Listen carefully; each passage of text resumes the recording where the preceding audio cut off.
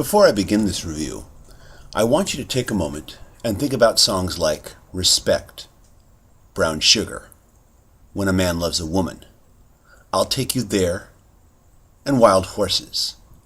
Because after you watch the film Muscle Shoals, you will never think about any of these songs in quite the same way again.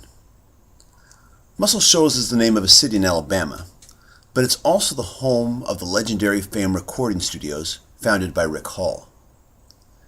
Fame Studios pioneered what is now referred to as the Muscle Shoals sound and was responsible for some of the most iconic recordings in popular music during the 60s and 70s. You may say, well, what difference does a studio make? Well, in this particular case, part of it is the recording instincts of the man at the board, which would be Rick Hall, but the other part of it would be the vibe and groove of the house band, the Swampers. This is the band that worked on those recordings. Like the legendary Motown house band, the Funk Brothers, they are mostly unknowns to the majority of the general public. But the band has been immortalized in the Lynyrd Skynyrd song Sweet Home Alabama, in the line, "Now Muscle Shoals has got the Swampers, and they've been known to pick a song or two."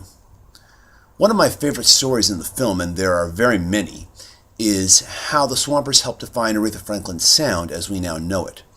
Aretha Franklin had just left her then current label of 6 years, Columbia Records, where they had her recording more pop and easy listening standards. Now signed to Atlantic Records, and on the label's advice, she went to Fame Studios where both herself and the Swampers began working on recordings like I Never Loved a Man the Way I Love You, and also her now classic rendition of the Otis Redding song Respect.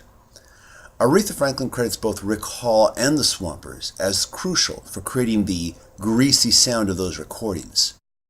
So it became a bit comical that so many recording artists, both black and white, were astonished to find out that the house band was made up of mostly white guys who, as U2's Bono put it, looked like they worked in the supermarket around the corner. Packed with interviews and archival footage of both Rick Hall and the Swampers, the film also includes interview footage with music legends like Mick Jagger, Jimmy Cliff, Greg Allman, Wilson Pickett, Keith Richards, Alicia Keys, and that lead singer from U2 who I mentioned a moment ago. Running just a bit shy of 2 hours, the film moves at a brisk pace, and with each passing moment, it becomes jaw-droppingly clear just how much famous music came out of this studio, and the sister studio called 3614 Jackson Highway, which was started by some of the original Swampers' rhythm section. I'm not exaggerating about this. Like the story of the Funk Brothers, Muscle Shoals is a story and music history lesson that is long overdue. And until seeing this film, I didn't realize just how much I needed to know this story. I'm so glad that I know it now, and I think you will be too. For Music Worth Buying, this is TJR. Please subscribe, and thanks for watching.